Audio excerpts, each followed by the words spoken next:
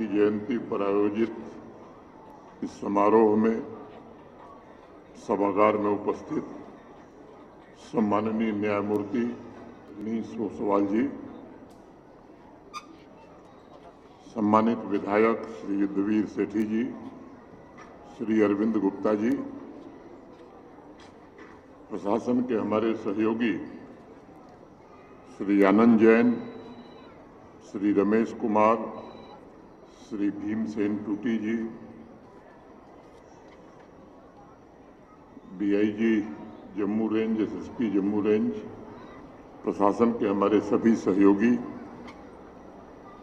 श्री सुनील जैन, अध्यक्ष एसएस जैन सभा, श्री देवकी नंदन जैन, उपाध्यक्ष एसएस जैन सभा, श्री पविंदर विजय जैन, महासचिव एसएस जैन सभा, श्री अनिल जैन, कोषाध्यक्ष, सभी होती है।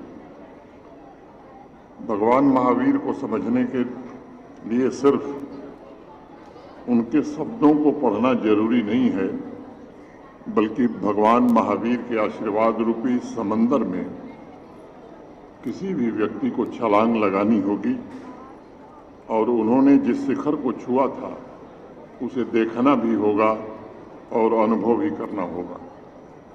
मैं भगवान महावीर को हृदय से नमन करता हूं और पंच नमोकार सूत्र से अपनी बात शुरू करना चाहता हूं। नमो अरिहंताण, नमो सिद्धाण, नमो आयरियाण, नमो वज्रयाण, नमो लोए सव साहू। अरिहंतों को नमस्कार, सिद्धों को नमस्कार, आचार्यों को नमस्कार, उपाध्यायों को नमस्कार तथा लोक में सर्व साधुओं को भी नमस्कार।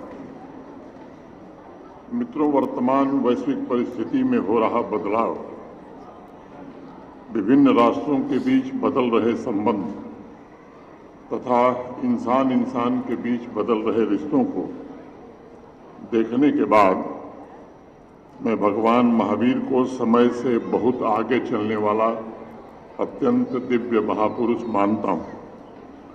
वैश्विक उथल पुथल के बीच ऐसा लगता है कि भगवान महावीर हजारों वर्ष पहले इस धरती पर चले थे, लेकिन उनकी आवाज़ आज भी हमारे भीतर गूंज रही है और उनके उपदेश इतने स्पष्ट, साफ और सीधे हैं जैसे मानो वो इसी क्षण हमसे बात कर रहे हैं।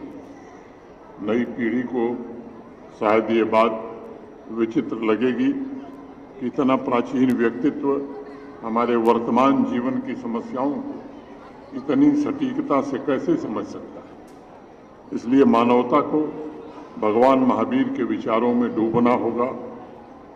उन्होंने हम सबको एक प्रकाश रूपी मंत्र भी दिया है। धम्मो मंगल मुक्तिठम अहिंसा संयमो तवो देवावीतम नमन संति जस धम्मे सयामणो। उन्होंने कहा कि धर्म सर्वश्रेष्ठ मंगल है। सवाल ये उठता है कि कौन सा धर्म? तो भगवान महावीर कहते हैं कि अहिंसा, संयम और तप रूपी धर्म। जिस मनुष्य का मन इस धर्म में सदा संलग्न रहता है उसे देवता भी नमस्कार करते हैं। हर पीढ़ी के लिए यही भगवान महावीर की विरासत है और वसीयत भी। भगवान महावीर ने सिर्फ साम्राज्य का त्याग नहीं किया था, बल्कि अकूत धन और सारी सुख सुविधाओं को छोड़कर एक सन्यासी का जीवन अपनाया। उनके पास वो सारी सुख सुविधाएं थीं जो एक व्यक्ति चाह सकता है या कल्पना कर सकता है, लेकिन भगवान महावीर ने उन सब का त्याग कर दिया। उसके पश्चात भगवान महावीर ने कोई साम्राज्य कभी नहीं बनाया, बल्कि साम्राज्यों का मार्गदर्शन करने का काम किया। भगवान महावीर ने अपनी साधना का जो आशीर्वाद हम सबको सौंपा है वह इतनी गहरी और परिष्कृत है। वह केवल एक धर्म नहीं बल्कि आज के जटिल संसार में जीने के लिए एक पथ प्रदर्शक है, एक गाइड बुक है और मार्गदर्शिका की तरह काम करती है। वर्तमान पीढ़ी को ये समझने की आवश्यकता है कि भगवान महावीर का त्याग हमें एक अत्यंत महत्वपूर्ण संदेश देता है कि जो जीवन उन्हें बाहर से मिल रहा था वो उनके भीतर संभावित जीवन से बहुत कम था। और यही मैं समझता हूं कि उनका पहला और सबसे मौन संदेश है कि सचेत जीवन यानी जांच परख कर जिया गया जीवन सामान्य जीवन से अधिक महत्वपूर्ण और अधिक मूल्यवान होता है। वर्तमान वातावरण और परिस्थिति को ध्यान में रखते हुए हमें एक पल ठहर कर आज ये सोचने की आवश्यकता है कि हम तमाम सुविधाओं से घिरे हुए हैं, लेकिन क्या हम स्वयं से दूर जा रहे हैं? जहाँ तक मैं भगवान महावीर के वचनों को समझ पाता हूँ, उसके आधार पर आज मैं कह सकता हूँ कि इस सवाल का जवाब हमें तभी मिलेगा जब हम समर्पित भाव से अरिहंत की शरण स्वीकार करेंगे। और इसीलिए कहा भी कि अरिहंते शरण पवज्जामि, सिद्धे शरण पवजामि, साधु शरण पवज्जामि, केवल पन्नद्धम शरण पवज्जामि। भगवान महावीर समग्र में छलांग लगाने का सबसे आह्वान कर रहे हैं और वो कह रहे हैं कि जैसे ही हम समर्पण करते हैं और शरण को स्वीकार करते हैं, वैसे ही हमारा अहंकार समाप्त हो जाता है और हमारे अंदर एक नई चेतना का जन्म होता है। उनके क्रांतिकारी विचारों को समझने के लिए नई चेतना का जागृत होना ये बड़ा आवश्यक है। मैं भगवान महावीर के अहिंसा के दर्शन को मानव सभ्यता के सबसे महत्वपूर्ण और क्रांतिकारी विचारों में से एक मानता हूँ। अहिंसा का शाब्दिक अर्थ है कि किसी को चोट मत पहुंचाइए, जानवरों को पशुओं को भी मत मारिए, शाकाहारी बनिए। लेकिन निजी तौर पर मेरी राय है कि भगवान महावीर की अहिंसा का दर्शन इससे कहीं अधिक गहरा था। उनके लिए अहिंसा केवल एक कर्म नहीं था, बल्कि उसका विस्तार विचार, वाणी और भावना तक भी फैला हुआ था। आजकल नौजवान कई बार बहुत एग्रेशन में आ जाते हैं, बात बात में गुस्से में ऐसे शब्दों का प्रयोग कर देते हैं जो मन में महीनों तक चुभता रहता है।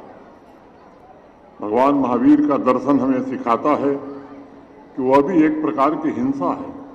अगर किसी व्यक्ति का आप तिरस्कार करते हैं तब वह भी हिंसा का ही एक स्वरूप है। अगर हम किसी के दुख को देखकर अनदेखा कर रहे हैं तो वह भी एक प्रकार की हिंसा ही है। आज के वैश्विक वातावरण को देखकर आज बात ये कही जा सकती है कि शायद आज हम एक ऐसे युग में जी रहे हैं जहां शारीरिक सुरक्षा, व्यक्ति की सुरक्षा पहले से कहीं अधिक है, लेकिन मानसिक और भावनात्मक हिंसा अपने चरम पर पहुंच गई। और इसलिए मेरा निवेदन होगा कि दूसरे व्यक्ति के अपमान से बचने की जरूरत है तथा किसी अन्य व्यक्ति को नीचा दिखाने की प्रवृत्ति अगर हम समाप्त कर सकें तो मैं समझता हूं कि आज के अवसर का सही उपयोग हम कर पाएंगे। और मेरा निवेदन होगा कि हर एक पीढ़ी अपने विचारों में अहिंसा ले आवे। साथ ही हमें प्रकृति के प्रति भी अपने रवैये को बदलना होगा। कई सदियों से हमने प्रकृति को एक वस्तु समझकर उसका शोषण किया है।